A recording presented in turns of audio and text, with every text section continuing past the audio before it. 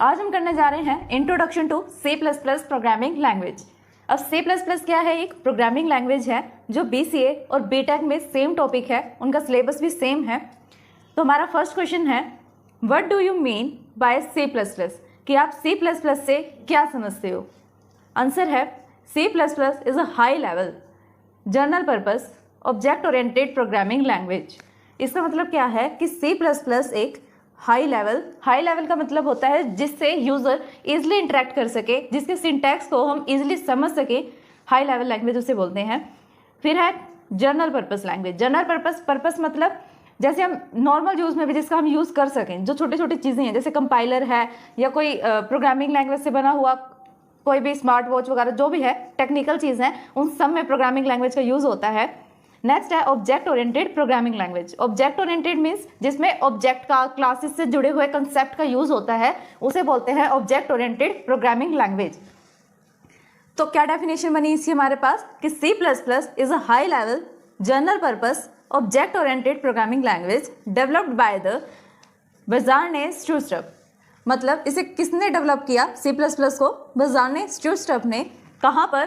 Bell lab AT&T in USA in 1980.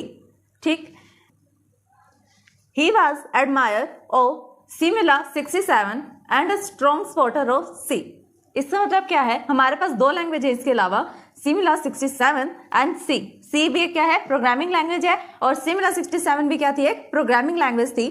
जो हमारे पास हमारे बजारने थे वो बहुत ज़्यादा एडमायर हुए Simula67 और C लैंग्वेज से।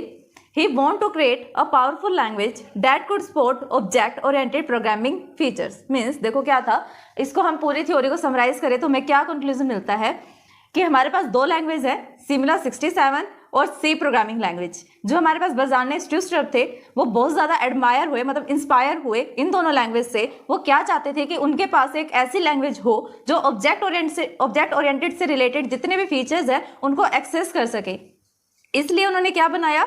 The result is C++। उन्होंने क्या बनाया हमारे लिए? C++ प्रोग्रामिंग लैंग्वेज बनाई।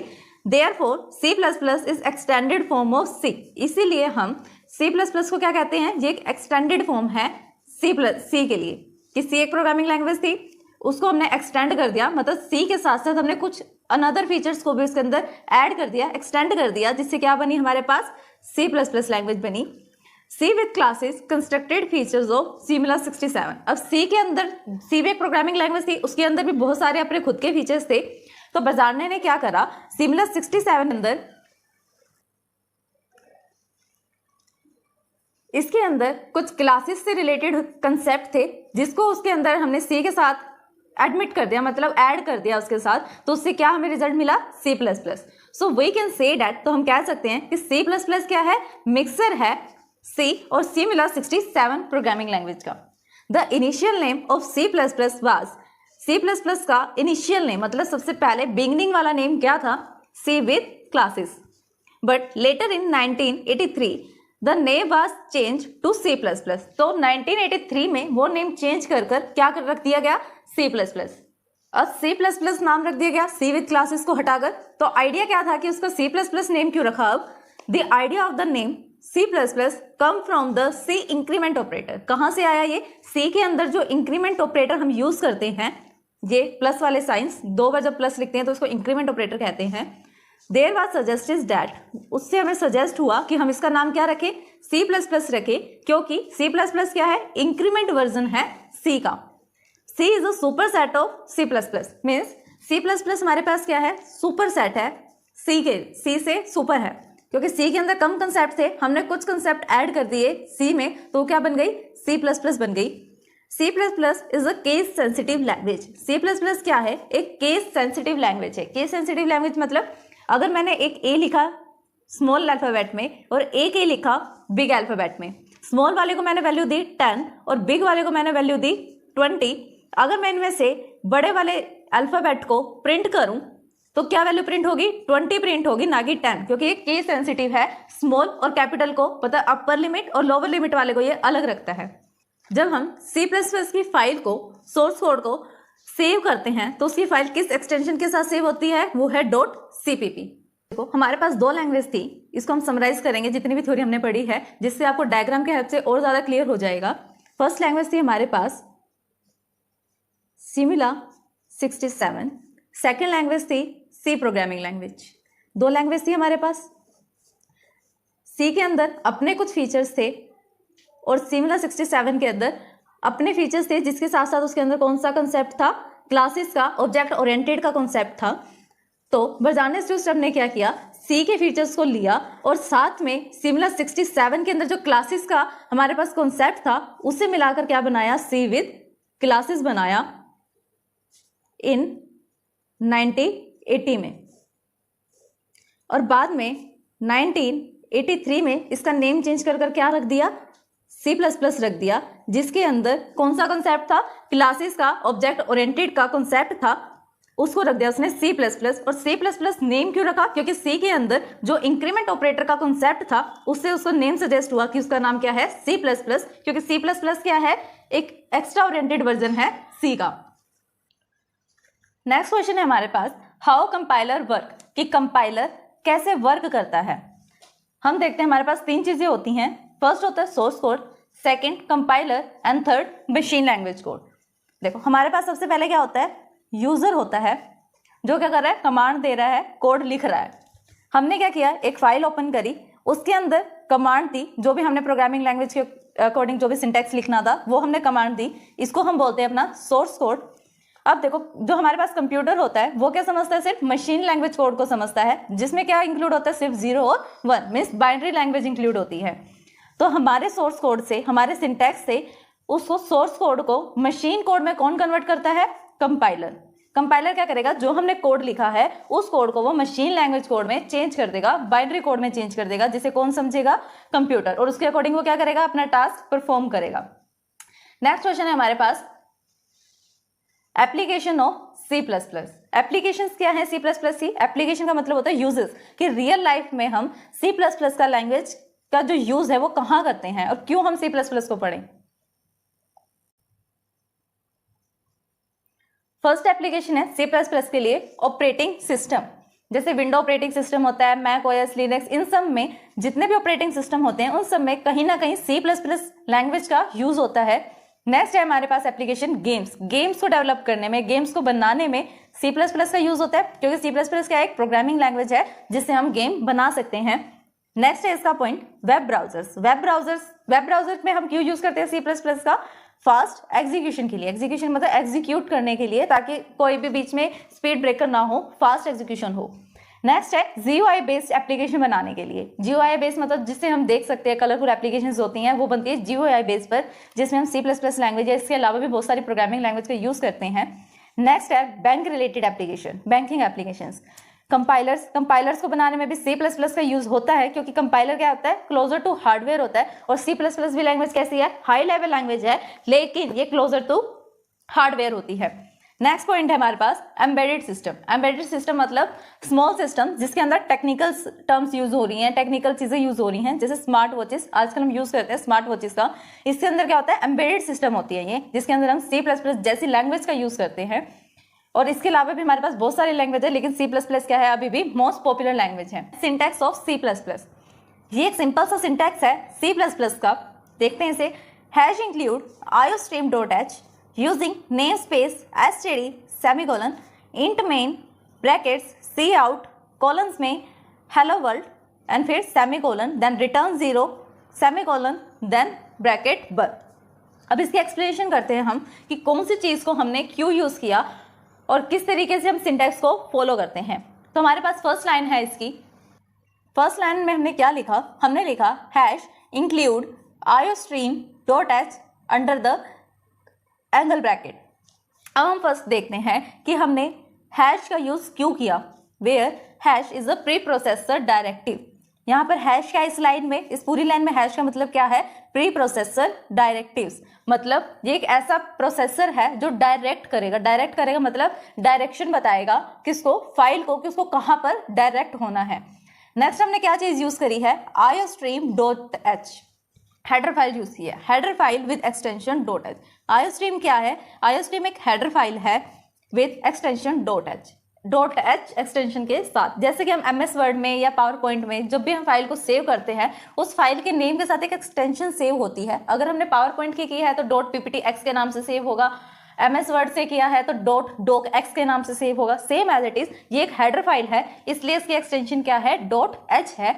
और इस हेडर फाइल में क्या है, क्यों हम इसको यूज करते हैं, क्यों हम इसको इंक्लूड कर रहे हैं हैश की हेल्प से, क्योंकि इसके अंदर क्या है, C++ से रिलेटेड इनपुट आउटपुट ऑपरेटर्स और स्ट्रीम्स इंक्लूड है, कि इसकी हेल्प के बिना हम इनपुट आउटपुट नहीं ले सकते C++ में। नेक्स्ट कौन सा वर्ड रह गया, हमने हैश को चेक किया कि हम हैश क्यों लगाते हैं। नेक्स्ट हमने किया आयोस्ट्रीम क्या है, इसका यूज हम क्यों करते हैं। नेक्स्ट है इंक्लूड, इंक्लूड का यूज हम क्यों करते हैं, it includes the iostream header file in the program. ये क्या कर रहा है कि हेडर फाइल जो है हमारे पास आयोस्ट्रीम नाम से, उसे इंक्लूड कर रहा है किसमें, प्रोग्राम में, with the help of hash.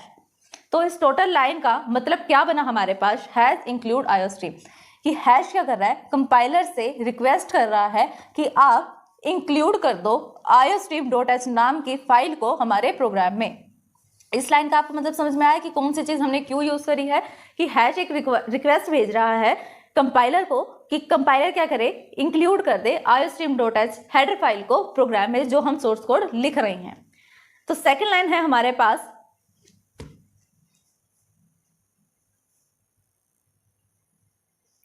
Second line है हमारे पास यूजिंग नेम स्पेस std।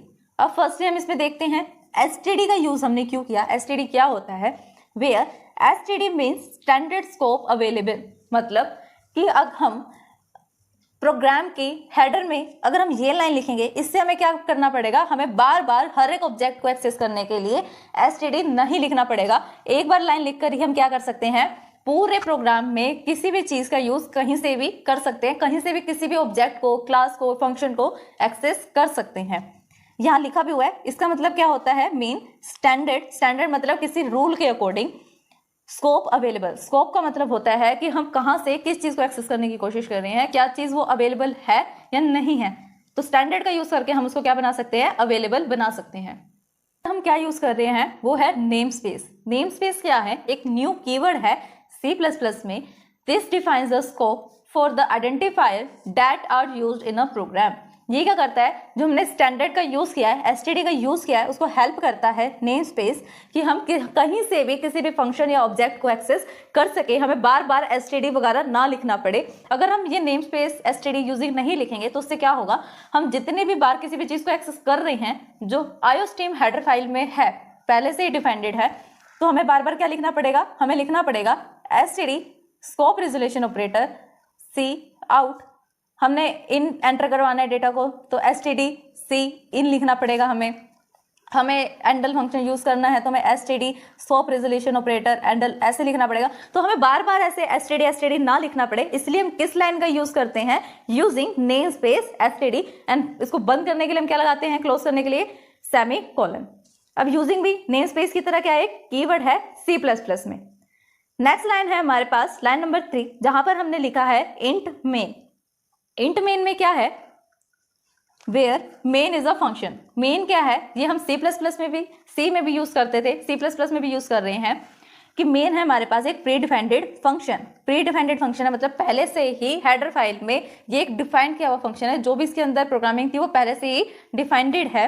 इसका रिटर्न टाइप क्या है, इस फंक्शन का रिटर्न टाइप है int. Int the return type of main is function is int. और हम क्या लिख सकते हैं, इट कैन बी। अब हम जैसे हमने यहाँ पर इंट मेन लिखा हुआ है, इसके अलावा हम क्या यूज कर सकते हैं, void मेन का भी यूज कर सकते हैं। All the function are return in a main function. मतलब अब ये क्या कह रहा है, जो भी हमने प्रोग्रामिंग करनी है, हमने वेरिएबल्स को डिक्लेयर करना है, फंक्शंस को डिक्लेयर करना है, ऑब्जेक्ट्स क्रिएट करने हैं, जितना भी काम होगा वो कहाँ होगा, इस मेन फंक्शन में होगा। क्योंकि ये मेन फंक्शन क्या है, प्री डिफाइंडेड फंक्शन है iostream.h में। और जैसे कि ये C में भी कहाँ पर डिफाइंड था, C में था std io.h में। नेक्स्ट लाइन है हमारे पास लाइन नंबर 4, इनपुट और आउटपुट। इनपुट आउटपुट हम कैसे लेते हैं, जैसे कि मैंने आपको पहले भी इससे प्रीवियस वीडियो में जहां पर हम डिफरेंस कर रहे थे C और C++ में, वहां पर हमने देखा था कि C में जब हम किसी भी वैल्यू को प्रिंट करवाते हैं तो हम किसका यूज कर रहे थे, प्रिंट एफ का यूज कर रहे थे। और किसी भी चीज को स्कैन करने के लिए, स्कैन मीन्स एंटर करवाने के लिए वैल्यू को हम किसका यूज कर रहे थे, स्कैन एफ का। सी प्लस प्लस बेस से अपोजिट है। आउटपुट लेने के लिए हम क्या यूज कर रहे हैं, सी आउट। सी आउट का यूज कर रहे हैं। सी आउट क्या है, एक ऑब्जेक्ट है जो कहाँ पर डिक्लेयर्ड है हमारे पास iostream.h में। जब भी हम सी आउट का यूज करेंगे, सी आउट का यूज क्यों करेंगे, किसी भी फंक्शन या किसी भी वैल्यू को, किसी भी स्ट्रिंग को डिस्प्ले करवाने के लिए हम सी प्लस प्लस का यूज करेंगे, सी आउट का यूज करेंगे। सी आउट के साथ कौन सा ऑपरेटर यूज होगा हमारे पास, इंसर्शन ऑपरेटर, जिसको हम क्या कहेंगे, राइट शिफ्ट भी कह सकते हैं। इनपुट लेने के लिए मतलब किसी भी वैल्यू को एंटर करने के लिए हम किसका यूज करेंगे, सी इन का यूज करेंगे। उसके साथ कौन सा ऑपरेटर यूज होगा हमारे पास, एक्सट्रैक्शन ऑपरेटर यूज होगा। नेक्स्ट है हमारे पास लाइन नंबर 5 रिटर्न 0। अब लास्ट में हमने क्या लिया, रिटर्न 0 लिया। रिटर्न 0 हमने क्यों लिया, क्योंकि हमने ऊपर क्या लिया था, लाइन नंबर 3 में इंट मेन लिया था। अगर हम वॉइड मेन लेते तो हमें रिटर्न 0 लिखने की कोई भी नीड नहीं थी, लेकिन हमने क्या लिया है, इंट मेन लिया है, इसलिए हमें रिटर्न 0 लिखने की नीड पड़ेगी। जैसे कि यहाँ लिखा भी हुआ है, use when a main return type is int. तब हम इसे यूज करते हैं जब मेन का रिटर्न टाइप क्या होता है, इंट होता है। नेक्स्ट क्वेश्चन है हमारे पास comment in C plus plus. इस सी प्लस प्लस में हम कमेंट कैसे देते हैं, कमेंट होता क्या है। आंसर है इसका, the line are close in some symbols and ignored by the compiler. मतलब प्रोग्राम के साथ साथ जिसे कंपाइलर रीड करेगा, उस प्रोग्राम के साथ साथ हम कुछ लाइन ऑफ कोड ऐसा भी लिखते हैं जो हमें पता है कि कंपाइलर उसको रीड नहीं करेगा। हम उसे लिखते हैं इसलिए कि कंपाइलर उसको रीड ना करें, बस अपनी फैसिलिटी के लिए हम उसको लिखते हैं। उसको कैसे लिखा जाता है, वो किसी सिंबल्स के अंदर क्लोज होती है वो लाइन और इग्नोर की जाती है बाय द कंपाइलर। मतलब कंपाइलर उस लाइन को रीड नहीं करेगा। The lines are close in some symbols and ignored by the compiler are called comments. उसको हम क्या कहते हैं, कमेंट्स कहते हैं, जिसे कंपाइलर इग्नोर करेगा और वो किसी ना किसी सिंबल के अंदर क्लोज्ड होगा। अब कमेंट्स जो होते हैं हमारे पास 2 टाइप्स के होते हैं। कौन से होते हैं, फर्स्ट कमेंट होता है हमारे पास single line comment, second comment होता है हमारे पास multi line comment. Single line comment को हम कैसे लिखते हैं, सिर्फ हम डबल ब्लैक स्लैश लगाएंगे, सिर्फ ब्लैक स्लैश लगा के इसके अंदर लिखेंगे लाइन को जो भी लिखना है। जैसे मैंने लिखा कि this is C plus plus, कि ये क्या है, सी प्लस प्लस है। ये क्या बना हमारे लिए, एक सिंगल लाइन कमेंट बना। अगर मुझे मल्टी लाइन कमेंट करना है तो उसके लिए हमें क्या करना पड़ेगा, इसका एग्जाम्पल है हमारे पास, ब्लैक स्लैश लगाएंगे हम, साथ में मल्टीप्लाई का जो हमारे पास साइन आता है स्टार, वो यूज करेंगे। जो भी हमने लाइन ऑफ कमेंट लिखना है लाइन लिखेंगे, लास्ट टाइम इसको हमें बंद करना पड़ेगा। जब भी हम मल्टी लाइन कमेंट लिखते हैं तब हम इस सिंबल्स का यूज करते हैं, और जहां से लाइन शुरू कर रहे हैं तब भी ये सिंबल हमें यूज करना पड़ेगा, और इसे ऐड करते टाइम भी हमें ये सिंबल यूज करना पड़ेगा। लेकिन जब हम सिंगल लाइन का कमेंट यूज करते हैं तब हमें सिर्फ उसको ओपन करने की नीड होती है, क्लोज करने की नीड नहीं होती है। एक दो एग्जांपल हम इसका और ले सकते हैं। जैसे मैंने अभी आपको सिंगल लाइन कमेंट का दिया कि this is C plus plus, इससे हमने कमेंट को बंद नहीं किया, सिर्फ ब्लैक स्लैश लगाया है। यहाँ पर भी लिखा हुआ है जैसे सी प्लस प्लस प्रोग्राम, तो इस लाइन को कंपाइलर क्या करेगा, रीड नहीं करेगा, ये सिर्फ हमने अपने अकॉर्डिंग लिखा है। नेक्स्ट है हमारे पास ये multi line comment. Multi line में क्या होता है, ब्लैक स्लैश लगाएंगे, मल्टीप्लाई हैशटैग का यूज करेंगे, बीच में जो भी लाइन ऑफ कोड लिखनी है वो लाइन ऑफ कोड लिखेंगे, देन मल्टीप्लाई का साइन, फिर ब्लैक स्लैश लिखेंगे। तो ये होता है हमारे लिए multi line comment. Input and output operator in C plus plus. First question है हमारे पास इनपुट ऑपरेटर। इनपुट ऑपरेटर क्या होता है, इसमें हम किस चीज़ का यूज करते हैं, कौन सा ऑब्जेक्ट यूज होता है, वो पढ़ने जा रहे हैं हम। इसके लिए हम कौन से ऑपरेटर का, कौन से सिंबल का यूज करते हैं, राइट शिफ्ट ऑपरेटर का। इसको हम क्या क्या कह सकते हैं इनपुट ऑपरेटर को, फर्स्ट हम कह सकते हैं input operator, next extraction operator, right shift, get from operator. ये सब क्या है हमारे पास इनपुट ऑपरेटर के डिफरेंट नेम है। अब इनपुट ऑपरेटर का काम क्या होता है, क्यों हम इनपुट ऑपरेटर का यूज करते हैं और किस तरीके से इसकी वर्किंग होती है, तो हम वर्किंग को समझते हैं इसकी। जैसे हमारे पास क्या है, कीबोर्ड है, कीबोर्ड से हम कोई भी वैल्यू को, कोई भी डेटा को इनपुट करेंगे। कैसे करेंगे, जैसे मैंने कोई भी वेरिएबल के लिए एक डेटा को इनपुट करना था, एक वैल्यू को इनपुट करना था, तो मैंने कीबोर्ड से कौन सी वैल्यू प्रेस कर दी, मैंने वैल्यू प्रेस करी 45। तो ये 45 वैल्यू कहाँ गई, ये वेरिएबल की वैल्यू है, ये स्टोर हो गई जाके। अब इस एक्सट्रैक्शन ऑपरेटर की हेल्प से ये कहाँ पर जाएगी, सी इन ऑब्जेक्ट के पास जाएगी, और सी इन ऑब्जेक्ट क्या करेगा, जिसकी भी वेरिएबल की वैल्यू मुझे चाहिए थी वो वेरिएबल मेमोरी में कहीं ना कहीं स्टोर होगा, और जो भी उसकी वैल्यू होगी वो भी मेमोरी में जाके कहीं ना कहीं क्या हो जाएगी, स्टोर हो जाएगी।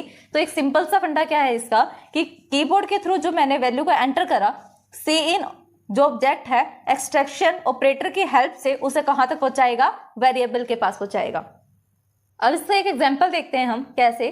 जैसे मैंने एक वेरिएबल डिक्लेयर कर दिया इंटीजर टाइप का इंट ए एंड सेमीकोलन। अगर मुझे ए की वैल्यू को एंटर करवाना है तो मुझे कैसे लिखना पड़ेगा, सी इन ऑब्जेक्ट हम लिखेंगे, एक्सट्रैक्शन ऑपरेटर लगाएंगे एंड फिर जिस वेरिएबल की वैल्यू को मुझे एंटर करवाना है उस वेरिएबल को लिखेंगे। जैसे मैंने ए को इनिशियलाइज किया था, ए को डिक्लेयर किया था, उसको हमने सी में डाल दिया, इसकी जो भी वैल्यू आएगी। अब जैसे मैंने यहाँ पे 45 वैल्यू एंटर करी थी, जो भी 45 वैल्यू कीबोर्ड से प्रेस होगी वो कहां पर चली जाएगी, ए को मिल जाएगी। अब नेक्स्ट क्वेश्चन है इसका आउटपुट ऑपरेटर। आउटपुट ऑपरेटर क्या होता है, ये होता है आउटपुट ऑपरेटर का सिंबल। इसको हम और क्या कह सकते हैं, insertion operator, left shift operator and put to operator.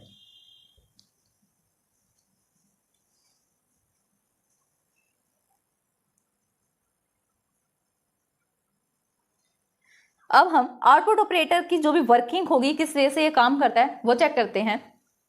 जैसे ये हमारे पास एक स्क्रीन है, एक हमारे पास डिस्प्ले करवाने के लिए कौन सा ऑब्जेक्ट होता है, सी आउट ऑब्जेक्ट होता है, इंसर्शन ऑपरेटर होता है और हमारे पास स्ट्रिंग है। जैसे मैंने कीबोर्ड से एक स्ट्रिंग को एंटर करवाया, वो स्ट्रिंग क्या आती है मेरे पास, C++। ये एक स्ट्रिंग है क्योंकि एक डबल कोटेड में है, जैसे कि आपने सी में भी पढ़ा होगा, जो भी हम स्ट्रिंग लिखते हैं उसके ऊपर हम कहाँ करते हैं, कॉलन्स लगाते हैं, इसके बिना वो स्ट्रिंग नहीं कहलाती। कीबोर्ड से मैंने एक स्ट्रिंग एंटर करी C++, वो स्ट्रिंग कहाँ गई, इंसर्शन ऑपरेटर के पास गई। इंसर्शन ऑपरेटर क्या करेगा, इसको फॉरवर्ड करेगा सी आउट ऑब्जेक्ट के पास, और सी आउट ऑब्जेक्ट क्या करेगा, इसको डिस्प्ले करवाएगा स्क्रीन पे, इसको डिस्प्ले करेगा स्क्रीन पे। इसका एग्जाम्पल देखते हैं हम आउटपुट ऑपरेटर का। आउटपुट ऑपरेटर को हम 2 टाइप से यूज कर सकते हैं। फर्स्ट यूज है हमारा कि हमारे पास जो स्ट्रिंग है, जो हम लिख रहे हैं कि हमें ये डिस्प्ले होनी चाहिए, एक तो हम उस स्ट्रिंग को डिस्प्ले करवाने के लिए यूज कर सकते हैं। दूसरा हम क्या यूज कर सकते हैं कि कंप्यूटर में कंपाइलर के द्वारा जो भी कैलकुलेशन हुई है उसकी वैल्यू को डिस्प्ले करवाने के लिए भी हम क्या कर सकते हैं, वेरिएबल इस सी आउट ऑपरेटर का यूज कर सकते हैं। फर्स्ट यूज देखते हैं इसका, C out insertion operator. Insertion operator में क्या रखा है मैंने, कॉलन्स लगाए और उसके अंदर एक स्ट्रिंग को रखा। इससे क्या होगा, इसका आउटपुट मुझे क्या दिखेगा, इसका आउटपुट होगा C++।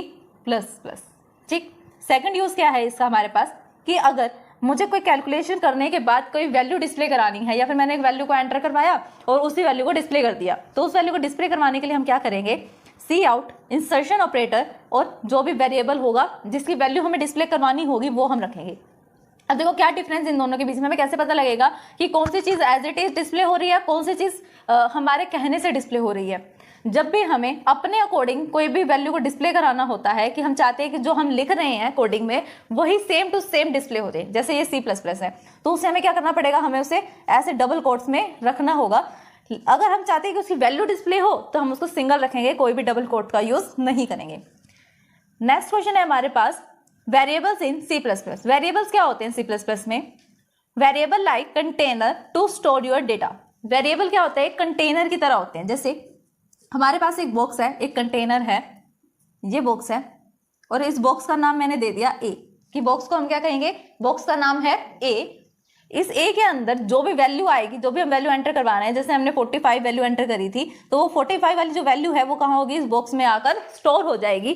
तो ये क्या हुआ, एक वेरिएबल हुआ A। तो इसको हम क्या कह सकते हैं कि वेरिएबल क्या होते हैं, एक कंटेनर होते हैं जो क्या करेंगे, स्टोर करेंगे हमारे डेटा को। नॉट फिक्स्ड वैल्यू, वेरिएबल की वैल्यू कभी भी फिक्स्ड नहीं होती, वेरिएबल की वैल्यू हमेशा चेंज होती रहती है। अब मैंने कहा प्रोग्राम में कि 2 बार मैंने वैल्यू को एंटर करवाने के लिए कह दिया सेम वेरिएबल के लिए। मैंने लिखा एंटर द वैल्यू ऑफ ए, मैंने 45 एंटर कर दी। नेक्स्ट टाइम मैंने फिर कह दिया एंटर द वैल्यू ऑफ ए, तब मैंने 10 वैल्यू एंटर कर दी। तो यहाँ पर जब हम 10 वैल्यू एंटर करेंगे तो 45 कटकर यहाँ पर क्या आ जाएगा, 10 आ जाएगा। तो ये वैल्यू क्या है, हमेशा के लिए फिक्स्ड नहीं है, हमेशा चेंज होती रहेगी।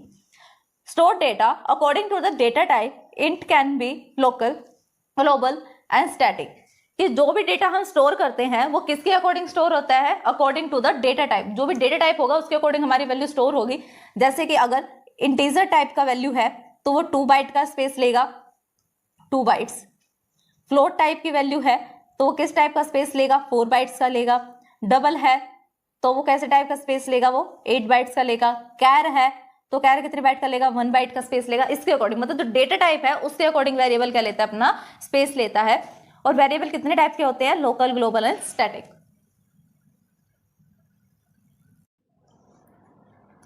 एग्जाम्पल देखते हैं इसका, वेरिएबल के एग्जाम्पल्स हैं कि इंट टाइप का डेटा कैसा होगा, 0 1 -1 8 112 150 -10, इस टाइप का डेटा होगा। मतलब इंटीजर क्या होता है, जिसके अंदर 0 भी इंक्लूड होती है, पॉजिटिव वाली टर्म्स भी इंक्लूड होती हैं और नेगेटिव वाली टाइप जितनी भी टर्म्स हैं वो इंक्लूड होती हैं, सिवाय की फ्लोटिंग वैल्यूज के। फ्लोटिंग मतलब जो पॉइंट वाली वैल्यूज होती हैं उसको छोड़ के इंटीजर में सब कुछ इंक्लूड होता है। फ्लोटिंग वैल्यूज क्या होती है, जो पॉइंट वाली टर्म्स होती हैं, ये कितनी भी हो सकती है, इसकी एक लिमिटेड होती है वैल्यूज, उसके अकॉर्डिंग होगा। कैरेक्टर क्या होता है, सिंगल कैरेक्टर, जैसे ए हो गया, बी हो गया, सी हो गया, डी हो गया, या फिर इसके अंदर हम क्या लिख सकते हैं, 1 भी एक सिंगल कैरेक्टर है। अगर मैंने लिखा टू भी एक सिंगल कैरेक्टर है, जरूरी नहीं है कि इसके अंदर अल्फाबेट ही आएगा, ये वाले सिंबल्स भी आ सकते हैं। कैरेक्टर कोई भी स्पेशल सिंबल भी कैरेक्टर हो सकता है। डबल में क्या आएगा, डबल की भी अपनी लिमिट होती है, इसके अंदर भी फ्लोटिंग पॉइंट नंबर्स आते हैं, लेकिन इसकी जो फ्लोटिंग पॉइंट से ज्यादा कैपेसिटी होती है स्टोर करने की, 8 बाइट की। बुलियन वैल्यूज कौन सी होती हैं, 0 और 1। बुलियन में सिर्फ 2 ही आते हैं, 0 और 1। टाइप्स ऑफ वेरिएबल, अब वेरिएबल्स कितने टाइप के होते हैं, 3 टाइप्स के होते हैं, local, global and static. Local variable क्या होता है कि जिस फंक्शन में अगर मैंने मेन के अलावा उसको कहीं और किसी अलग फंक्शन में जो मेन से अलग है उसके अंदर मैंने उसको डिक्लेयर किया है, तो उस फंक्शन का स्कोप, उस वैल्यू का स्कोप कहाँ तक रहेगा, उस फंक्शन तक रहेगा सिर्फ, ठीक। लेकिन ग्लोबल क्या होता है कि हमने उसको प्रोग्राम के बाहर कहीं पहले से इनिशियलाइज कर दिया, डिक्लेयर कर दिया, तो उसको हम कहीं से भी एक्सेस कर सकते हैं। स्टैटिक क्या होगा, जिसकी वैल्यू 0 हमने इनिशियलाइज कर दी और वो एज इट इज रहे। नेक्स्ट क्वेश्चन है हमारे पास, कॉन्स्टेंट्स इन C++। कॉन्स्टेंट्स क्या होते हैं C++ में, अपोजिट ऑफ वेरिएबल्स। वेरिएबल से अपोजिट होते हैं। वेरिएबल क्या होते हैं, हमने पढ़ा अभी कि एक एज अ स्टोर काम करते हैं, बॉक्स है जैसे, बॉक्स के अंदर कोई भी वैल्यू को हम स्टोर करते हैं, और वैल्यू क्या होती है, फिक्स्ड नहीं होती है। लेकिन कांस्टेंट में वैल्यू फिक्स्ड रहती है। अगर मैंने लिख दिया कि कांस्टेंट इंट इक्वल्स टू 10, तो हमेशा ए की वैल्यू उस प्रोग्राम के लिए सिर्फ 10 ही रहेगी, उस वैल्यू को हम चेंज नहीं कर सकते। इसको दिखाने के लिए कि कांस्टेंट वैल्यू है, हम क्या करते हैं, कॉन्स्ट नाम से कीवर्ड का यूज करते हैं। For example, const int A equals to 10 semicolon. मतलब देखो यहां तक तो हमने किया कि इंट ए लिया, एक वेरिएबल है जिसकी वैल्यू मैंने 10 इनिशियलाइज कर दी, और वो कैसा है, इंटीजर टाइप का है। इसके आगे बस मैंने एक कीवर्ड लगाया है कॉन्स्ट नाम से, जिससे हमें क्या पता लगा कि ए की वैल्यू कभी भी इस प्रोग्राम के लिए जिसमें हमें इसको 10 इनिशियलाइज किया है कभी भी चेंज नहीं होगी। आईओस्ट्रीम हेडर फाइल, आंसर है इसका, we have used the following hash include directive in the program. मतलब we have use the following, मतलब वो ये कह रहा है कि इससे पहले हमने कुछ एक प्रोग्राम्स देखे, स्ट्रक्चर्स देखे, सिंटैक्स देखे, जिसके अंदर हमने हैज इंक्लूड डायरेक्टिव का यूज किया था प्रोग्राम में। जैसे हैज इंक्लूड iostream.h हमने यूज की हेडर फाइल प्रोग्राम लिखने के लिए, क्योंकि iostream जो हेडर फाइल है उसके अंदर इनपुट आउटपुट से रिलेटेड कुछ ऑब्जेक्ट्स होते हैं जिसके हेल्प से हम इनपुट आउटपुट ले सकते हैं। This directive causes the preprocessor to add the content of iostream file to the program. मतलब दिस डायरेक्टिव, ये वाली जो डायरेक्टिव है हैज इंक्लूड iostream, ये डायरेक्टिव क्या करती है, प्री प्रोसेसर ऐड कर देता है iostream फाइल में जो भी कंटेंट होगा वो उसको ऐड करेगा प्रोग्राम में। It contain the declaration of the identifier C out operator and cin operator, old version of C++। अब ये कह रहा है कि सी आउट के लिए हम कौन सा ऑपरेटर यूज कर रहे हैं, insertion operator. Some old versions of C++ use a header file called iostream.h। देखो क्या डिफरेंस है कि अब के जो लेटेस्ट वर्जन है जिसमें हम C++ कंपाइल करते हैं, रन करते हैं, उसके अंदर हमें .h एक्सटेंशन का यूज नहीं करना पड़ता। लेकिन कुछ ओल्ड वर्जन ऐसे भी हैं C++ के जिसके अंदर हमें हेडर फाइल का यूज कैसे करना पड़ता है, iostream.h के नाम से यूज करना पड़ता है। लेकिन लेटेस्ट वर्जन में हमें ऐसा यूज नहीं करना पड़ता। ओल्ड वर्जन का एग्जांपल हम क्या ले सकते हैं, जैसे टर्बो C++ हम ले सकते हैं जिसके अंदर हमें .h एक्सटेंशन का यूज करना पड़ता है। The header file iostream should be included at the beginning of the program at use the input output statement। मतलब वो क्या कह रहा है कि प्रोग्राम में इनपुट आउटपुट स्टेटमेंट्स को यूज करने के लिए हमें क्या करना पड़ता है, iostream जो हेडर फाइल है उसको इंक्लूड करना पड़ता है at the beginning of the program. Program के टॉप में मतलब बिगनिंग में हमें iostream का यूज करना पड़ता है जिससे हम इनपुट आउटपुट यूज कर सके प्रोग्राम में। अब यहाँ पर हमारे पास कुछ हेडर फाइल्स हैं, हम यहाँ देखेंगे किस हेडर फाइल का किस पर्पस के लिए यूज होता है और उसका लेटेस्ट वर्जन क्या है। फर्स्ट हेडर फाइल है हमारी assert.h, ये क्या है, ओल्ड वर्जन है और इसका लेटेस्ट वर्जन क्या है, cassert। पर्पस क्या है इसका, contain micros and information for adding diagnostic that the 8 program with debugging। इसके अंदर कौन से प्रोग्राम्स कंटेन है, कौन सा कंटेंट है, माइक्रो से रिलेटेड कुछ इंफॉर्मेशन कंटेन है और साथ में डायग्नोस्टिक इंफॉर्मेशन भी है डीबगिंग के लिए। नेक्स्ट हेडर फाइल है हमारे पास ctype.h और इसका लेटेस्ट वर्जन क्या है, cc टाइप। कंटेंट क्या है इसके अंदर, पर्पस क्या है इसका, कंटेन फंक्शंस प्रोटोटाइप। इसके अंदर क्या कंटेन है, फंक्शंस के कुछ प्रोटोटाइप्स, मतलब रूल्स कंटेन है कि किस फंक्शन को हमें कैसे डिक्लेयर करना है, उसको डिफाइन कैसे करना है, कॉल कैसे करना है और पैरामीटर्स को कैसे पास करना है। For function that the test character for certain properties and function prototype for the function that can be used to convert lower case letters to the upper case and vice versa। मतलब एक तो ये function के prototype को contain करके रखता है और दूसरा क्या काम करता है कि लोअर केस से अपर केस में जाएगा और वाइस वर्सा, मतलब अपर केस से लोअर केस को कंटेन करेगा। नेक्स्ट हेडर फाइल है हमारे पास float.h और इसका लेटेस्ट वर्जन क्या है, c float। क्या पर्पस है इसका, contain the floating point size limit of the system. इसके अंदर क्या है, फ्लोटिंग पॉइंट जो नंबर हम यूज करते हैं फ्लोटिंग पॉइंट्स को, उसके साइज को लिमिट करके रखता है कि इतना साइज होना चाहिए, इतने बाइट्स तक हम फ्लोटिंग पॉइंट को यूज कर सकते हैं सिस्टम में। नेक्स्ट हेडर फाइल है हमारे पास limit.h और इसका लेटेस्ट वर्जन क्या है, c limit। पर्पस क्या है इसका, contain the integral size limit of the system, कि सिस्टम क्या है, इंटीग्रल साइज कितना लिमिटेड ले सकता है, उसकी लिमिट डिफाइंड है limit.h में। जैसे कि float.h में फ्लोटिंग पॉइंट की लिमिट डिसाइडेड थी, वैसे इंटीजर वाली किस में डिसाइडेड है, limit.h में। नेक्स्ट हेडर फाइल है हमारे पास math.h। math.h का लेटेस्ट वर्जन क्या है, c math। क्या कंटेन करता है ये, contain the function prototype for the math library function, मतलब मैथ की लाइब्रेरी फंक्शन से रिलेटेड अगर मुझे मैथ से रिलेटेड कुछ भी फॉर्मूलाज को यूज करना है तो उससे रिलेटेड फॉर्मूलाज मुझे कहां मिलेंगे, math.h लाइब्रेरी में मिलेंगे। नेक्स्ट है हमारे पास studio.h जिसका लेटेस्ट वर्जन क्या है, c studio। क्या कंटेन करता है ये, contain the function prototype. Function prototype contain करता है किसके लिए, स्टैंडर्ड इनपुट आउटपुट लाइब्रेरी के लिए। Function and the information to be used, कि जिससे हम उसके फंक्शंस को, उसके रिलेटेड इंफॉर्मेशन को यूज कर सकें। नेक्स्ट है हमारे पास स्टैंडर्ड लाइब्रेरी.h। इस लाइब्रेरी, इस हेडर फाइल का लेटेस्ट वर्जन क्या है, c stdlib। क्या कंटेन करता है ये, contain the function prototype for the conversion of the number to the text to the number, memory allocation, random number and the various other purpose utility functions. Standard library में और कौन से ऐसे function prototypes है जिसके लिए हम standard library को यूज करते हैं, उसके अंदर से हमारा फर्स्ट यूज है नंबर से किसी भी चीज को टेक्स्ट में कन्वर्ट करना, सेकंड है टेक्स्ट से किसी को नंबर में कन्वर्ट करना, थर्ड है मेमोरी एलोकेशन के लिए इसको हम यूज करते हैं कि मेमोरी को एलोकेट करना या उसको डी एलोकेट करना, जैसे malloc alloc फंक्शंस हैं, फ्री फंक्शंस है जिसका हम C में यूज करते थे और C++ में न्यू एंड डिलीट ऑपरेटर का हम यूज करते हैं, वो सब कहाँ आते हैं, मेमोरी एलोकेशन में आते हैं। नेक्स्ट फोर्थ यूज है रैंडम नंबर। कोई भी हमें रैंडमली नंबर चाहिए तो हम उसको कहां से ले सकते हैं, स्टैंडर्ड लाइब्रेरी का यूज करके रैंडम फंक्शन को यूज करेंगे हम, जिससे हम इजीली रैंडम फंक्शन ले सकते हैं। और भी बहुत सारे ऐसे फंक्शंस हैं जो यूटिलिटी फंक्शंस है जो कहां पर डिपेंडेड है, हमारे स्टैंडर्ड लाइब्रेरी में। नेक्स्ट है हमारी string.h। इसका लेटेस्ट वर्जन क्या है, c string।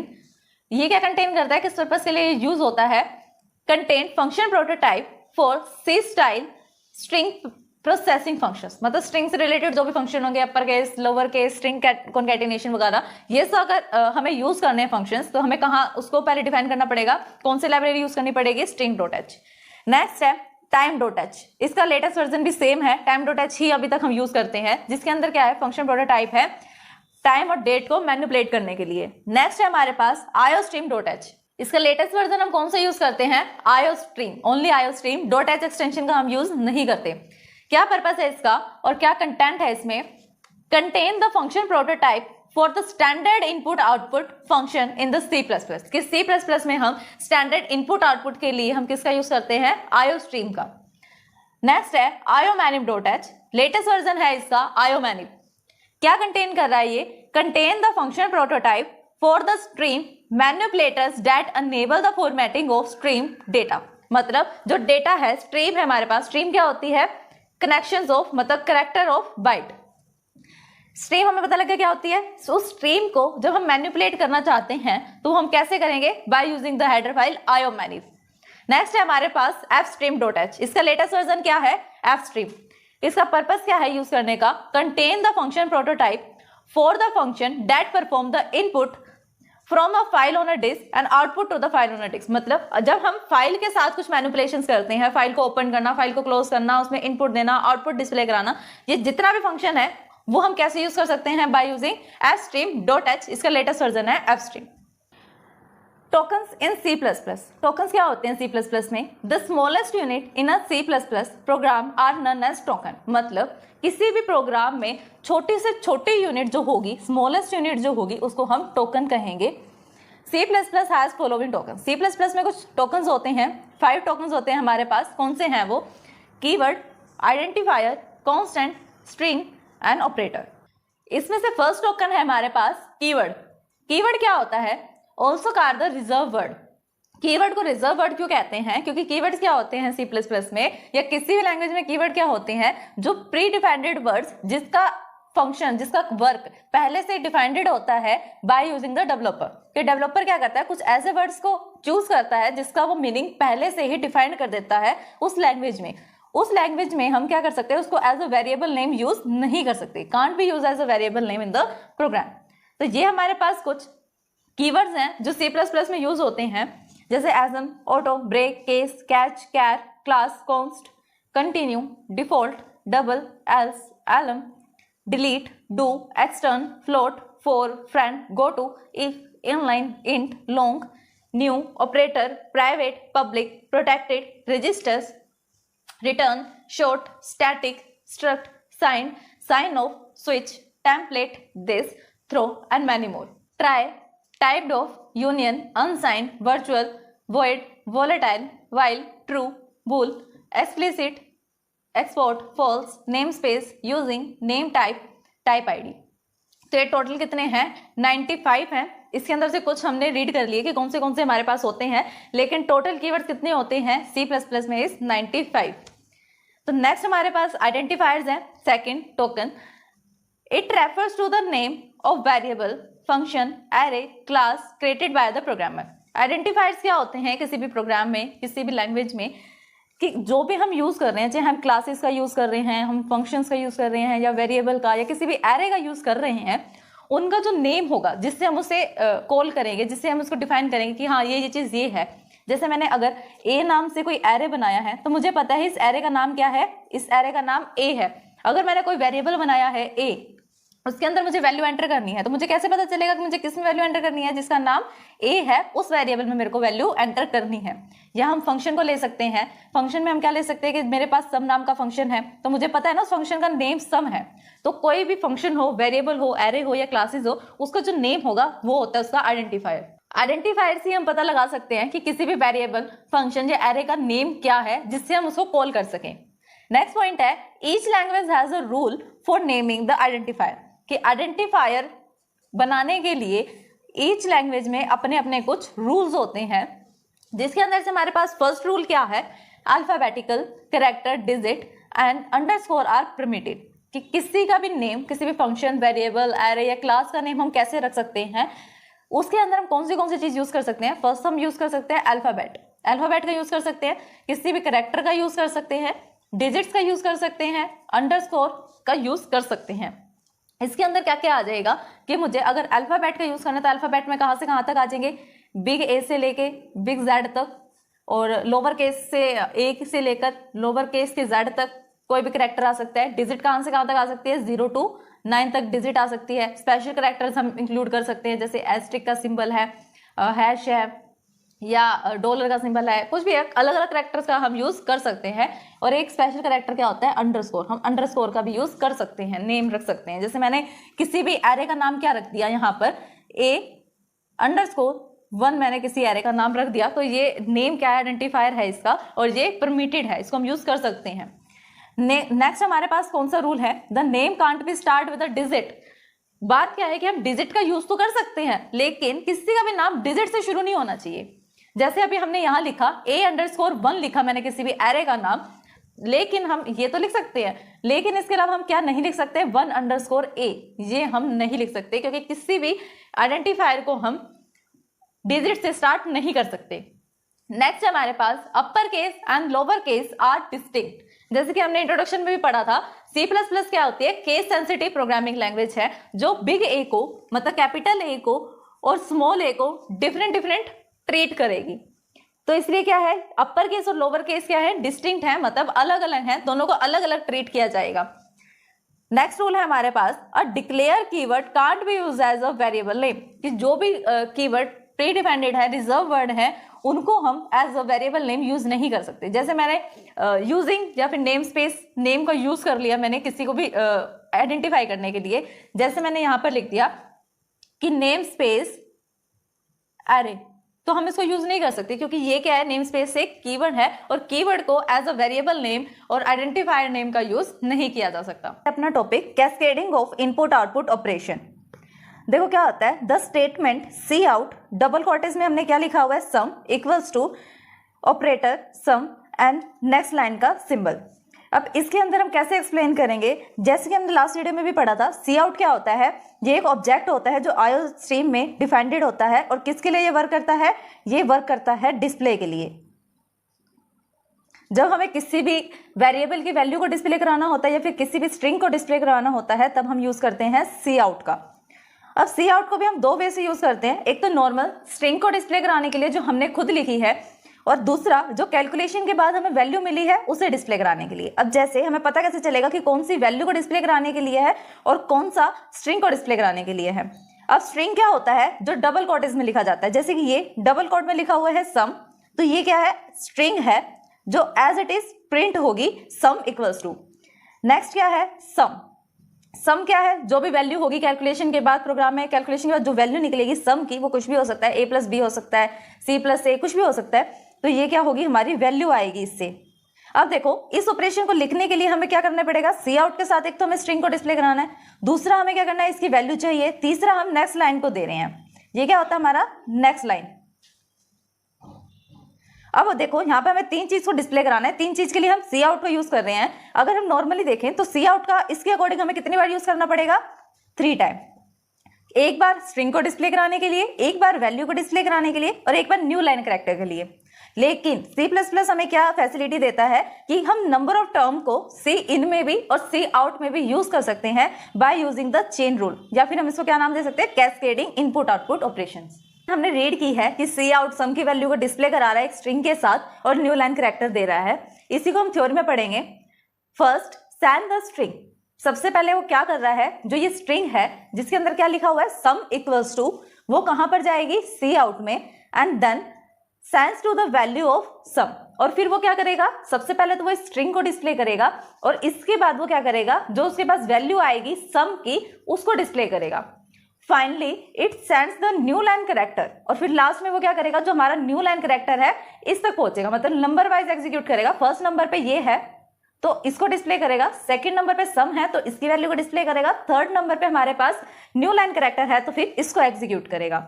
So the next input output will be the new line. तो नेक्स्ट आउटपुट क्या है हमारे पास, न्यू लाइन है। The multiple use of this operator in a statement is called cascading. मतलब जब हम आउटपुट ऑपरेटर का यूज करते हैं, सी इन में भी हम कर सकते हैं और सी आउट में भी। सी आउट के साथ हम कौन सा ऑपरेटर यूज करेंगे, आउटपुट ऑपरेटर, और सी इन के साथ हम कौन सा ऑपरेटर यूज करेंगे, इनपुट ऑपरेटर। दोनों का ही हम कैस्केडिंग कर सकते हैं जब हम मल्टीपल ऑपरेटर्स को एक साथ यूज कर रहे हैं। जैसे यहां पर हमने 3 टाइम यूज किया किस ऑपरेटर को, आउटपुट ऑपरेटर को, तो इस स्टेटमेंट को हम क्या बोलेंगे, कैस्केडिंग बोलेंगे।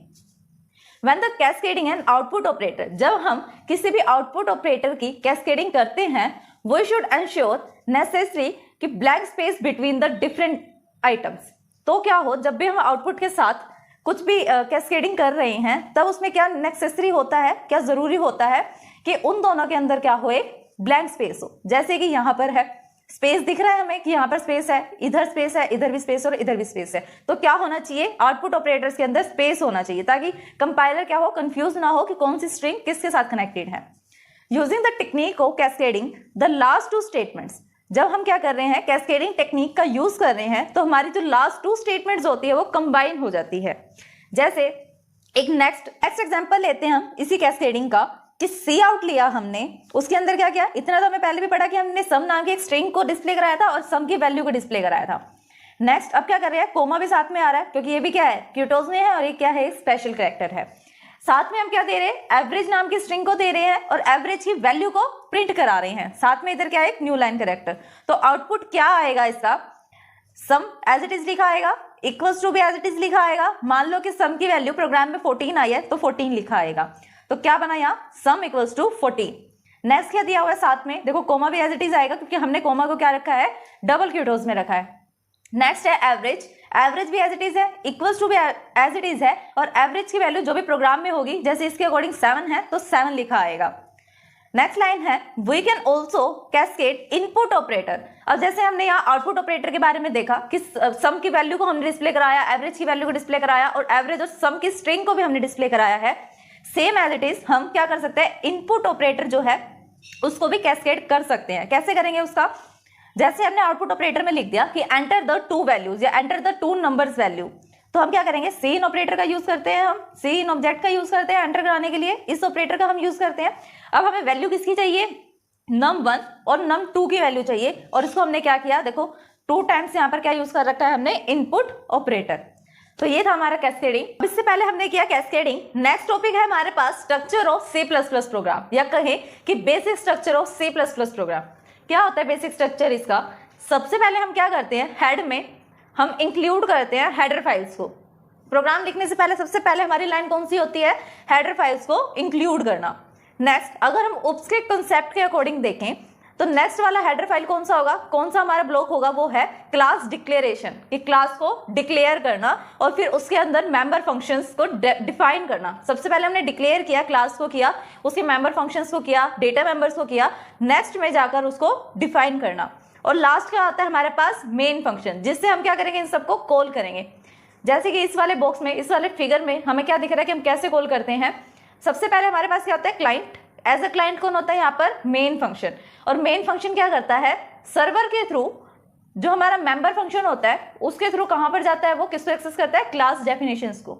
मेन फंक्शन से हम क्या करेंगे, क्लास के मेंबर फंक्शन को कॉल करेंगे, जिसके थ्रू क्या होता है हमारा, क्लास को हम एक्सेस कर सकते हैं। अब इससे रिलेटेड एक प्रोग्राम को हम देखेंगे जिससे आपको डेफिनेशन भी क्लियर होगी और सबसे पहला प्रोग्राम भी क्लियर होगा C++ का। An example with a class. अब ये क्या करते हैं हम, C++ में जो क्लासेस का कंसेप्ट होता है, उप्स का कंसेप्ट होता है, उससे रिलेटेड हम एक प्रोग्राम को समझ रहे हैं। अब देखो फर्स्ट लाइन क्या होती है, जैसे हमने पढ़ा कि स्ट्रक्चर में फर्स्ट लाइन क्या होनी चाहिए, हेडर फाइल को इंक्लूड करना, वही हमने कर रखा है, हैश इंक्लूड आयोस्ट्रीम। आयोस्ट्रीम जो हेडर फाइल है उसको इंक्लूड कर रखा है। जैसे कि मैंने आपको इससे प्रीवियस में जो एग्जांपल कराया था C++ का, उसके अंदर 1 लाइन को डिफाइन किया था कि हम किस थिंग का यूज क्यों करते हैं। इसका भी बताया था कि हैश इंक्लूड आयोस्ट्रीम का हम यूज क्यों कर रहे हैं, यूजिंग नेम स्पेस का हम यूज क्यों करते हैं। नेक्स्ट लाइन हमारे पास क्लास पर्सन। अब मैंने क्लास नाम का एक कीवर्ड यूज किया क्योंकि मुझे क्या बनानी थी, क्लास बनानी थी, और क्लास का नेम क्या दे दिया, पर्सन। अब देखो किसी भी पर्सन के क्या एट्रीब्यूट हो सकते हैं, उसका नेम, उसकी एज, वही हमने लिया, कैरेक्टर टाइप लिया नेम, और उसका साइज दे दिया 30। एक डेटा मेंबर लिया एज नाम से, जिसका क्या डेटा टाइप है, इंटीजर। पब्लिक सेक्शन में क्या लिया, वॉइड गेट डेटा नाम से एक मेंबर फंक्शन लिया, और वॉइड डिस्प्ले नाम से एक मेंबर फंक्शन लिया। और क्या कर दिया हमने, क्लास की जो भी स्ट्रक्चर था उसको बंद कर दिया। क्लास के स्ट्रक्चर को बंद करने के लिए हम क्या लगाते हैं, लास्ट में सेमीकोलन। अब जब भी हमें मेंबर फंक्शन को क्लास से बाहर जाके डिफाइन करना होता है तब हम क्या करते हैं, यूज करते हैं स्कोप रिजोल्यूशन ऑपरेटर का। वॉइड क्या होता है, ये भी डेटा टाइप होता है, person scope resolution operator, gate data नाम के फंक्शन को हम डिफाइन करने, इसलिए गेट डेटा। इसके अंदर हम क्या डिफाइन कर रहे हैं, डेटा। जो मेंबर फंक्शन था हमारे पास, उसकी डेफिनेशन में हमने क्या लिखा है, सी आउट एंटर नेम, और सी इन से नेम को एंटर करवा दिया। सी आउट लिखा, एंटर एज, और एज को सी इन से एंटर करवा दिया।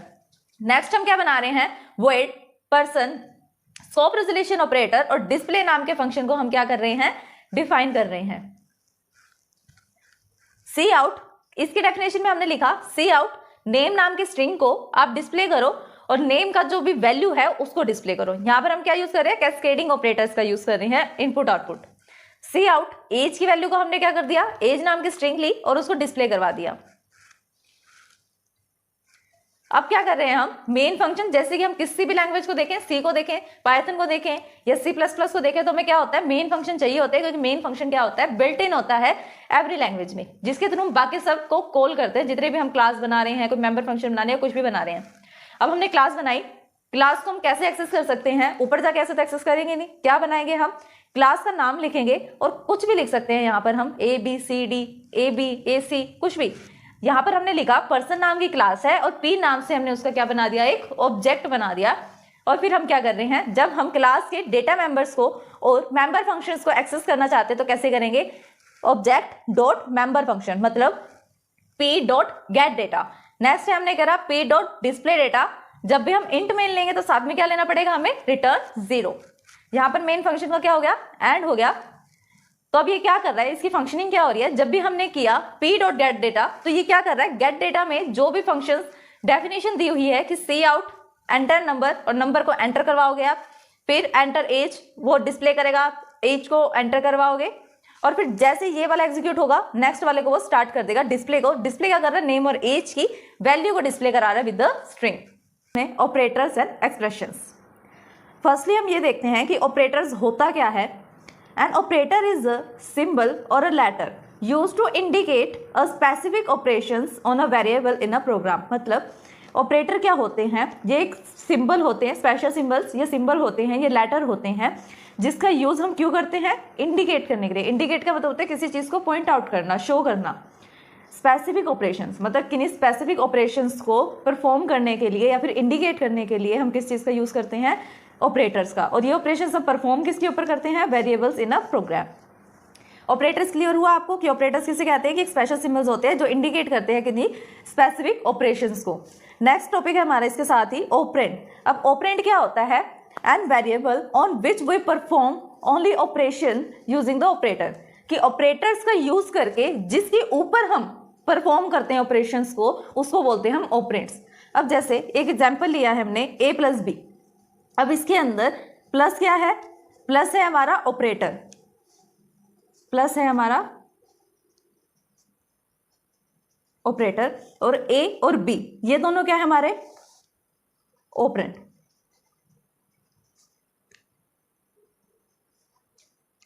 ये दोनों है हमारे ऑपरेंड। और नेक्स्ट है एक्सप्रेशन। एक्सप्रेशन क्या होता है, an expression is a combination of operand. ये क्या होता है, कॉम्बिनेशन होता है ऑपरेंड्स का। ऑपरेंड्स हमने अभी पढ़ा, ऑपरेंड्स क्या होता है, जिनके ऊपर ऑपरेशंस परफॉर्म किया जाता है, उनका जो कॉम्बिनेशन होगा, मतलब एक या एक से ज्यादा ऑपरेंड्स जिस भी एक्सप्रेशन में होंगे उसको क्या बोलेंगे, एक्सप्रेशन, जो किससे कनेक्टेड होंगे, वाया ऑपरेटर्स और पैरेंथेसिस। ऑपरेटर्स और पैरेंथेसिस से कनेक्ट होंगे। जैसे हम एग्जांपल क्या ले सकते हैं इसका, for example a plus B divide by में c। ये क्या है, इसके अंदर देखो 3 तो हमारे पास ऑपरेंड है और 2 हमारे पास ऑपरेटर है। जब हम इन दोनों को कंबाइन कर देंगे तो क्या बन जाएगा, हमारे पास एक एक्सप्रेशन बन जाएगा।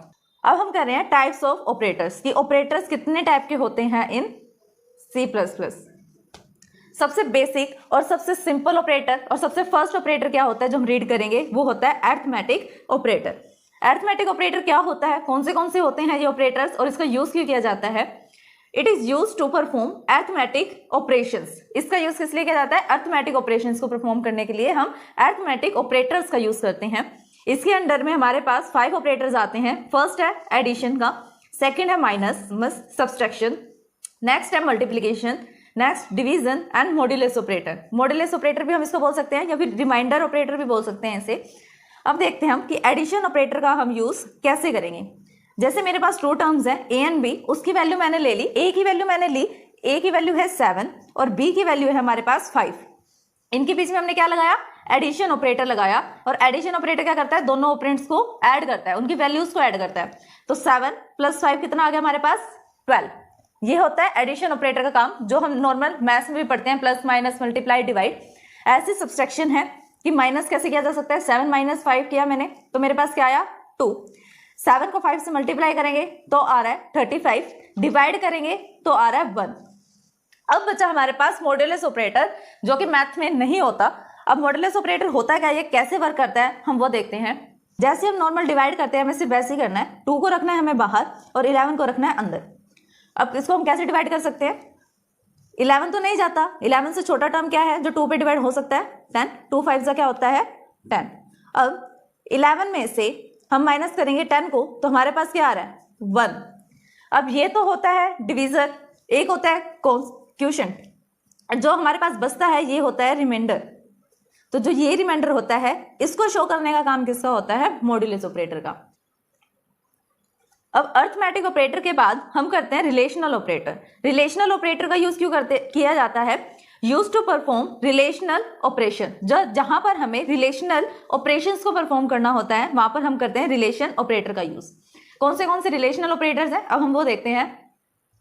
फर्स्ट रिलेशनल ऑपरेटर है हमारे पास ग्रेटर देन, जिसका सिंबल ये होता है, फिर है लेस देन, इक्वल्स टू लेने के लिए कि इक्वल है या नहीं है, जहां पर हमें कंपेयर करना है, असाइन नहीं करना वैल्यू को, कंपेयर करने के लिए हम क्या लेते हैं, डबल इक्वल्स टू लेते हैं। और क्या ऑपरेटर हो सकते हैं, greater than and equals to, less than and equals to and not equals to. ये सिंबल यूज होता है नॉट इक्वल्स टू के लिए। अब कैसे हम वैल्यू को कंपेयर करेंगे, रिलेशनल ऑपरेटर को हम कंपेरेबल ऑपरेटर्स भी बोलते हैं।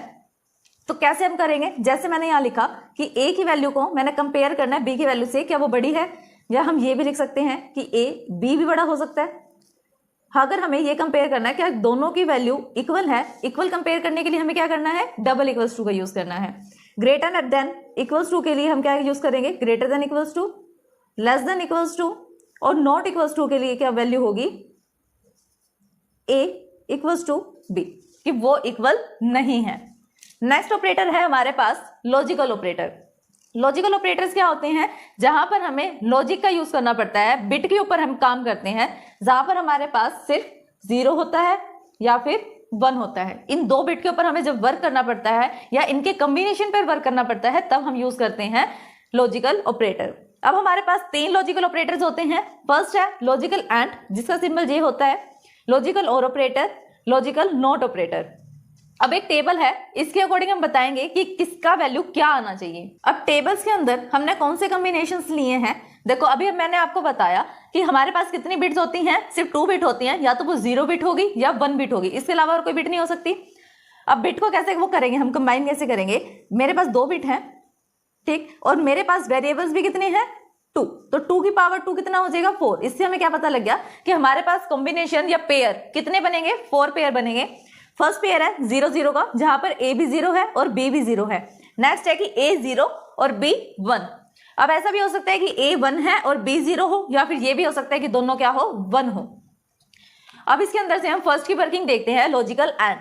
लॉजिकल एंड कैसे यूज होता है, ए लॉजिकल एंड बी, जहां पर दोनों की वैल्यू, दोनों बिट की वैल्यू ए और बी दोनों की ही वैल्यू क्या होगी, 1 होगी, सिर्फ तभी इसका आउटपुट क्या आएगा, 1 आएगा। अदरवाइज क्या आएंगे, 0 आउटपुट आएंगे, चाहे वो 0 0 हो, 0 1 हो या 1 0 हो। जब तक दोनों की वैल्यू 1 नहीं हो जाती तब तक ये क्या नहीं आएगा, 1 नहीं आएगा। नेक्स्ट हम कर रहे हैं लॉजिकल और। लॉजिकल और में क्या होता है कि अगर हमारे पास ए की भी वैल्यू 1 आ गई तो क्या हो जाएगा, आउटपुट 1 हो जाएगा। जैसे 0 1, एक वैल्यू 1 है तो 1 आ गई, 1 0 है, एक वैल्यू 1 है तब आ गई, या दोनों भी 1 होगी तब भी क्या आ जाएगा, 1 आ जाएगा। बस जब हमारे पास दोनों वैल्यू 0 होगी तब 0 आएगा, 1 नहीं आएगा। अब नॉट ऑपरेटर का हम कैसे यूज करेंगे, लॉजिकल नॉट का। इसके अंदर क्या होता है, यूनिरी ऑपरेटर होता है, मतलब जहां पर हम सिर्फ एक वेरिएबल पे काम करते हैं, 2 वेरिएबल्स का यूज नहीं करते। जहां पर 2 वेरिएबल का यूज होता है उसको हम बोलते हैं बाइनरी, और जहां पर एक वेरिएबल का यूज होता है उसको हम बोलते हैं यूनिरी। तो ये कैसा ऑपरेटर है, यूनिरी ऑपरेटर है। और क्या नेम है इस ऑपरेटर का, लॉजिकल एंड। यहां पर देखो ए की वैल्यू को लेंगे, इसके लिए हम ए की वैल्यू 0 है, इसको नोट करना है। नोट का मतलब होता है जो भी वैल्यू है उसको अपोजिट कर दो, 0 है तो 1 कर दो और 1 है तो 0 कर दो। जैसे यहाँ पे क्या भी हुआ है, इधर 0 है तो 1 हो गया, फिर 0 है 1 हो गया, यहाँ पर दोनों 1 है तो आगे क्या हो गए, दोनों 0 हो गए। नेक्स्ट ऑपरेटर है हमारे पास short hand operator. Short hand operator क्या है, ये ऑपरेटर सिर्फ C++ में है, ओनली इन C++। इसके अंदर क्या है, form of assignment operator is. किस तरीके से हम इसका यूज करेंगे, ये है इसका सिंटैक्स, जहां पर हम शॉर्ट हैंड ऑपरेटर का यूज किस टाइप से करेंगे। सिंटैक्स का मतलब होता है कि उसको हम किस वे में लिखेंगे।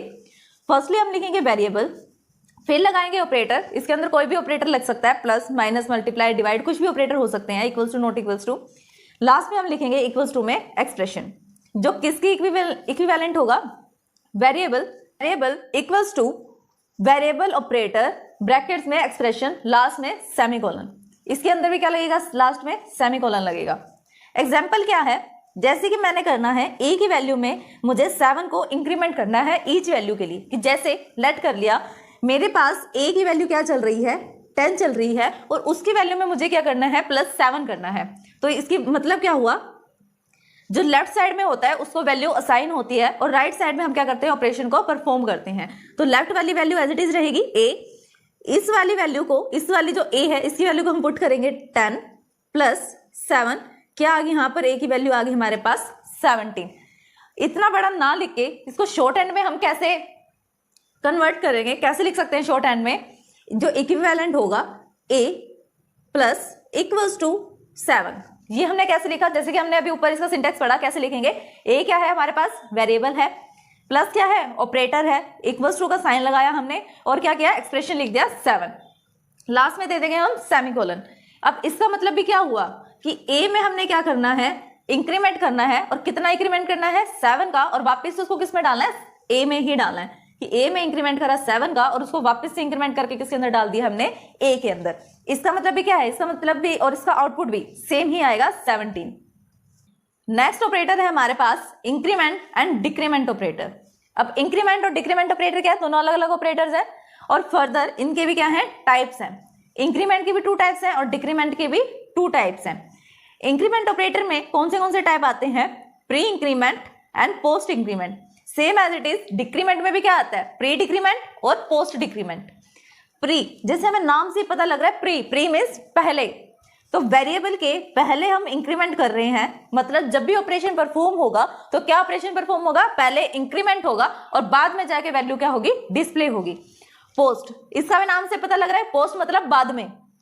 बाद में क्या कि पहले वेरिएबल की वैल्यू क्या हो रही है? पहले प्रिंट हो रही है या फिर डिस्प्ले हो रही है, और बाद में जाके क्या हो रही है?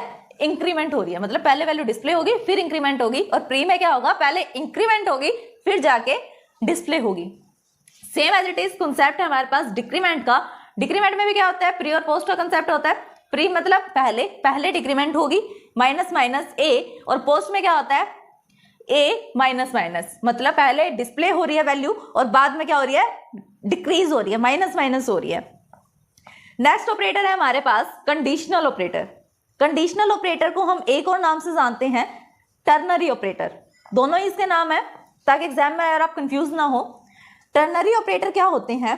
जो पेयर से मिलके बनते हैं, और वो कौन सा पेयर होता है? क्वेश्चन मार्क और colon. Is available in C++ construct the conditional expressions. ये क्या होता है? अवेलेबल होते हैं C++ में। टर्नरी ऑपरेटर क्या होता है? पेयर से मिलके बना होता है, और वो पेयर कौन से होते हैं? क्वेश्चन मार्क का सिंबल और colon. Is available in C++, मतलब ये दोनों क्या है? ये जो टर्नरी ऑपरेटर है ये C++ में अवेलेबल है। जो क्यों यूज होता है, किस लिए यूज होता है? कंस्ट्रक्ट करने के लिए यूज होता है कंडीशनल एक्सप्रेशंस को। किस फॉर्म में? सिंटैक्स क्या होता है इस फॉर्म का? Exception 1, expression 1, question mark and expression 2, colon, expression 3। ये क्या होता है? सेम होता है, सेम तरीके से वर्क करता है इफ एल्स स्टेटमेंट की तरह। जैसे इफ एल्स स्टेटमेंट करती है कि इफ डाला फिर इफ एल्स डाला, एल्स इफ करती है कि इफ अगर ये नहीं हुआ तो एल्स वाले पार्ट पे वो पहुंच जाता है अगर इफ क्या हो? ट्रू ना हो। इफ एक्सप्रेशन 1, अगर जो हमारे पास स्टेटमेंट 1 है वो ट्रू है, मतलब ट्रू हो गई है वो कंडीशन, तो क्या होगा? कौन से वाला हमारे पास स्टेटमेंट एग्जीक्यूट होगा? Statement number 2। अगर एक्सप्रेशन नंबर 1 फॉल्स हो जाता है तो कौन सा एग्जीक्यूट होगा? नंबर 3 वाला स्टेटमेंट एग्जीक्यूट होगा। सिर्फ इतना से इसके अंदर लॉजिक है कि जब भी हमारे पास स्टेटमेंट नंबर 1 ट्रू हो जाएगी तो ये किसको कॉल कर देगा? स्टेटमेंट नंबर 2 को, और फॉल्स हो जाएगी तो ये किसी कॉल करेगा? स्टेटमेंट नंबर 3 को। एग्जाम्पल लेते हैं अब इसका हम। x इक्वल्स टू 5, कि x के अंदर क्या डाला मैंने? 5 डाल दिया। x क्या एक वेरिएबल है, इसको मैंने वैल्यू असाइन कर दी 5। y भी एक वेरिएबल है जिसके अंदर मैंने वैल्यू असाइन कर दी 9।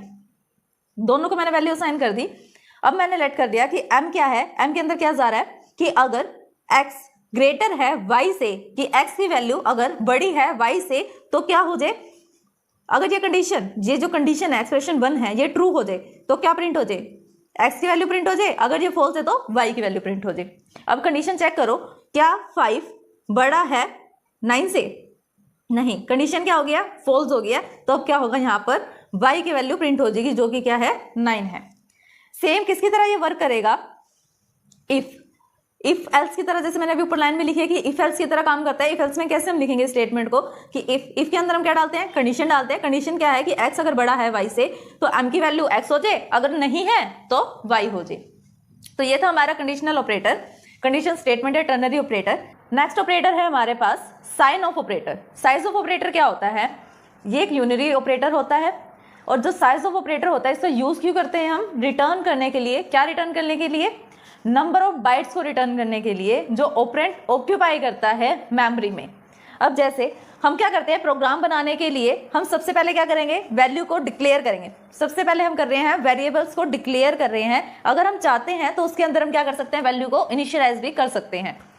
जैसे मैंने लेट कर लिया या डिक्लेयर कर दिया कि इंट एक्स को मैंने मान लिया। अब हमें पता है कि एक्स क्या है, वेरिएबल है, और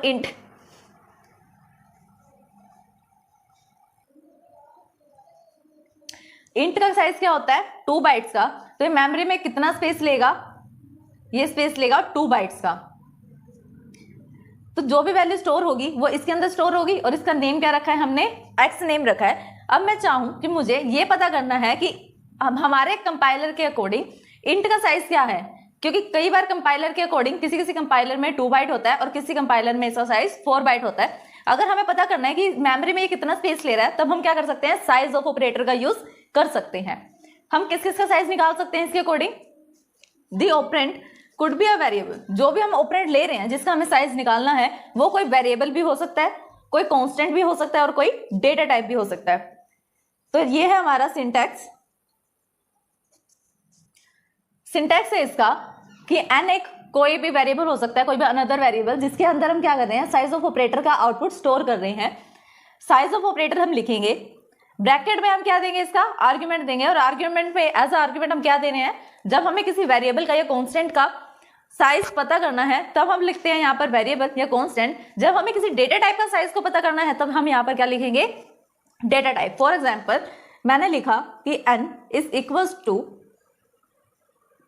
साइज ऑफ, डेटा टाइप ले लिया मैंने इंट और सेमीकोलन। तो ये क्या देगा मुझे, क्या आउटपुट देगा, n में क्या स्टोर हो जाएगा, इंट का जितना भी साइज होगा वो स्टोर हो जाएगा। नेक्स्ट ऑपरेटर है हमारे पास बिटवाइज ऑपरेटर। बिटवाइज ऑपरेटर क्या करता है, they are use to manipulate the data as a bit level.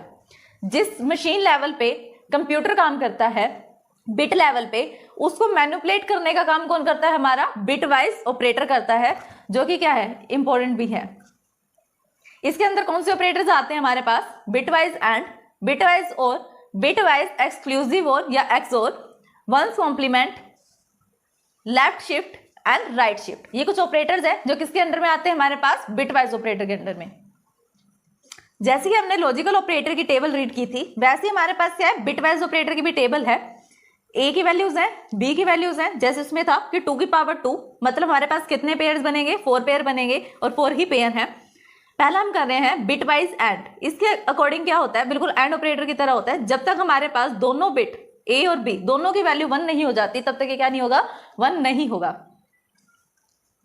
Next है हमारे पास ए और ऑपरेटर। और ऑपरेटर मतलब बिटवाइज और ऑपरेटर, ये भी और की तरह ही काम करता है कि 0 और 0 पे तो ये क्या देगा, 0 वैल्यू देगा। अदरवाइज इसके में अगर ए की वैल्यू या बी की वैल्यू कोई भी एक वैल्यू 1 हो जाती है तो क्या होता है, हमारा आउटपुट 1 आ जाता है। नेक्स्ट हम कर रहे हैं और एक्सओर ऑपरेटर। इसके अंदर क्या होता है, जब हमारे पास दोनों वैल्यू सेम होती हैं, जैसे 0 0 हो या 1 1 हो, तब तो आता है 0। अदरवाइज दोनों अलग अलग हो, डिफरेंट वैल्यूज हो ए और बी की, तब आता है हमारे पास 1। नेक्स्ट ऑपरेटर है हमारे पास स्कोप रिजोल्यूशन ऑपरेटर, जो कि सी में नहीं है और सी से एडवांस C++ में है। क्या काम होता है इस ऑपरेटर का, क्यों हमने इसको यूज किया, it is use to access the hidden variable. ये क्या करता है, जो हमारे पास हिडन वेरिएबल्स होते हैं उन्हें एक्सेस करने में हेल्प करता है। हिडन वेरिएबल्स मतलब जहां पर हम उसे एक्सेस नहीं कर पाते। अगर हमें किसी भी वेरिएबल को ग्लोबली एक्सेस करना है, जैसे हमने वेरिएबल्स के टाइम में पढ़ा था, कौन से होते हैं, लोकल, ग्लोबल एंड स्टैटिक। जब हमें ग्लोबल वेरिएबल को एक्सेस करना है तब हम किसका यूज करेंगे, स्कोप रिजोल्यूशन ऑपरेटर का। और किस काम में इसका यूज होता है, use to define the member function. Member function को डिफाइन करना है जब हमें आउटसाइड द क्लास, क्लास से बाहर, जब हमें मेंबर फंक्शन को मतलब फंक्शंस को बाहर जाके आउटसाइड द क्लास डिफाइन करना है तब हम किसका यूज करेंगे, स्कोप रिजोल्यूशन ऑपरेटर का। नेक्स्ट यूज क्या है इसका, use to access the static variables. Static variables और स्टैटिक मेंबर फंक्शंस को यूज करने के लिए हम क्या करते हैं, स्कोप रिजोल्यूशन ऑपरेटर का यूज करते हैं। इससे हम एग्जांपल देख रहे हैं बाय द प्रोग्राम। फर्स्ट हम क्या करते हैं, जैसे हमें पता है प्रोग्राम लिखने के लिए C++ में हम कौन सी हेडर फाइल का यूज करते हैं, कौन सी हमारे प्रोग्राम में लाइन नंबर 1 होती है, वो होती है #include iostream.h। Dot H extension जैसे कि मैंने आपको पहले भी बताया था, किसी किसी कंपाइलर में डॉट एच की हमें नीड होती है और किसी किसी में नीड नहीं होती है। अगर हम लगा देते हैं तो कई बार एरर आ जाता है।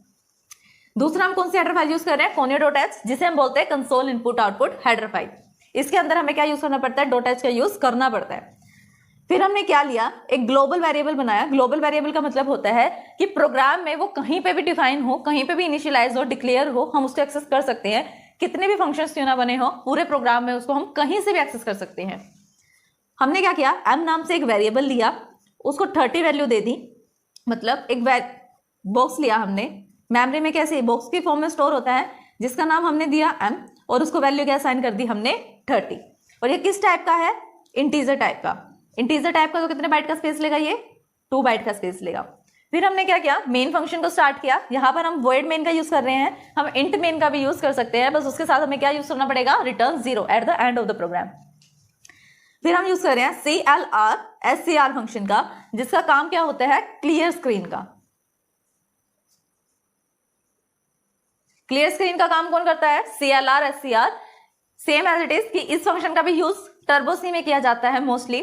जो नए कंपाइलर्स हैं उसके अंदर हम इस फंक्शन का यूज नहीं करते। अब same as it is, same name से हमने क्या कर दिया, एक लोकल वेरिएबल भी बना दिया। ग्लोबल का भी नाम क्या था, m, और लोकल का भी नेम क्या है यहाँ पर, m। बस ग्लोबल वाले को कितनी वैल्यू दी हुई है, 30 वैल्यू, और लोकल वाले को वैल्यू कितनी असाइन की हुई है, 10। और ये भी कैसा है, इंटीजर टाइप का है। सी आउट क्या करेगा, जो भी स्ट्रिंग लिखी होगी और जो वैल्यू होगी उसको एज इट इज प्रिंट करेगा, स्ट्रिंग को एज इट इज प्रिंट करेगा। और जो हमारे पास वेरिएबल है उसकी वैल्यू को हम कैसे प्रिंट कराएंगे, डबल कोट्स में नहीं लिखेंगे, सिर्फ सिंपल लिखेंगे।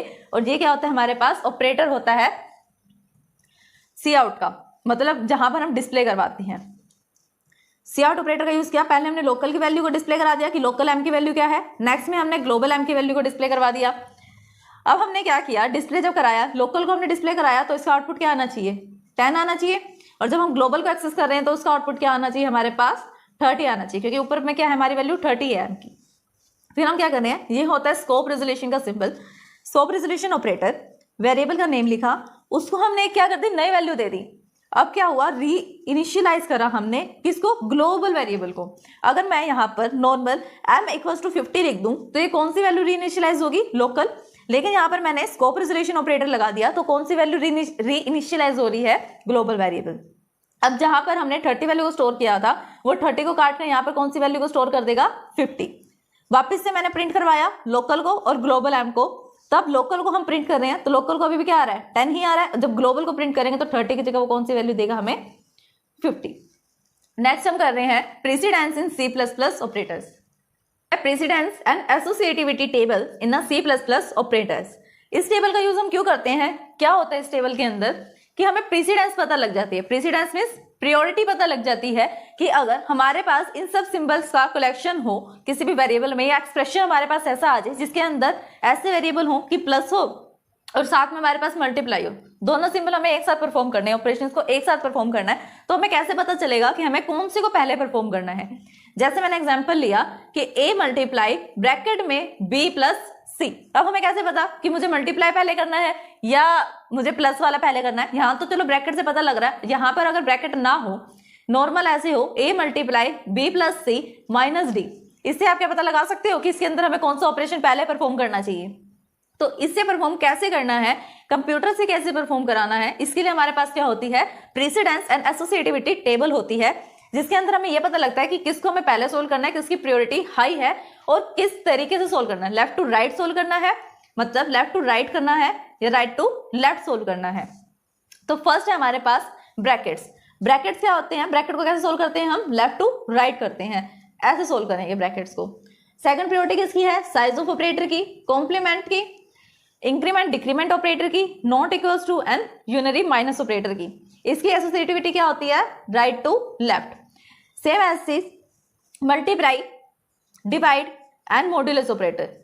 फिर आता है हमारे पास प्लस एंड माइनस। नेक्स्ट है left shift, right shift. Next है हमारे पास 6 नंबर पे less than equals to, greater than equals to, double equals to मतलब कंपेयर वाला, और नॉट इक्वल्स टू। नेक्स्ट है and operator, bitwise and, bitwise और, एक्सोर, लॉजिकल एंड, लॉजिकल और, एंड टर्नरी ऑपरेटर। यहाँ तक 11 तक जितने भी हमारे पास वैल्यूज है सिवाय की साइज ऑफ ऑपरेटर वाली लाइन को छोड़ के, वहां पर हम क्या कर रहे हैं, एसोसिएटिविटी क्या है, कहां से कहां तक ट्रैवर्स कर रहे हैं, हम लेफ्ट से राइट तक ट्रैवर्स कर रहे हैं। 12th है हमारे पास टर्नरी या कहें कंडीशनल ऑपरेटर, इसकी एसोसिएटिविटी क्या होती है, राइट टू लेफ्ट होती है, मतलब राइट से हम लेफ्ट की तरफ आते हैं। फिर आता है all assignment operators. Assignment operators में क्या आ जाता है, ये भी R12 होती है, मतलब राइट टू लेफ्ट होती है। लास्ट, सबसे लास्ट प्रेसिडेंस किसकी होती है, कोमा की, जो क्या होती है, लेफ्ट टू राइट होती है।